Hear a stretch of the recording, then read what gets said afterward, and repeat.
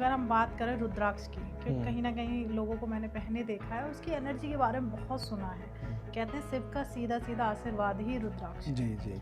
तो क्या सच में रुद्राक्ष पहनने से मन को शांति मिलती है? देखिए, एक तरह से मानिए कि सुंदर दिखने के लिए जैसे सुंदर वस्त्र की आवश्यकता होती है, उसी तरह से कुछ अलंकरण भी होते हैं। और हमारे पास देवी देवताओं के कुछ अलंकरण प्राप्त हुए। कुछ तो हमें दैवत्व में प्राप्त हो गए, ईश्वरीय कृपा से, समुद्र के इत्यादि से, जैसे हमको रत्न प्राप्त हो जाते हैं, और कुछ भूमि के अन्य साधनों से प्राप्त हो जाते हैं। और दोनों ही जो है ईश्वर को अति प्रिय है। जो जेम्स एंड स्टोन जिसे कहिए, मूल रूप से रत्न, वो चतुर्दश रत्न कहिए या 9 ग्रहों के 9 रत्न कहिए। और उसी प्रकार से रुद्राक्ष जो है वो एक बहुत ही गंभीर और अमूल्य भगवान का दिया हुआ एक हमारे लिए उपहार कहिए उसको। कहा जाता है कि भगवान शिव जो है आदि कैलाश पर जब तपस्या करके जगे, तो जैसी तपस्या करके वो जगे, तो जब नेत्र खोले तो कई समय का हम नेत्र खोले तो एकदम से अश्रुपात, तो पानी की कुछ बूंद गिर गई। वही बूंद जो गिरी उसी से रुद्राक्ष की उत्पत्ति हुई।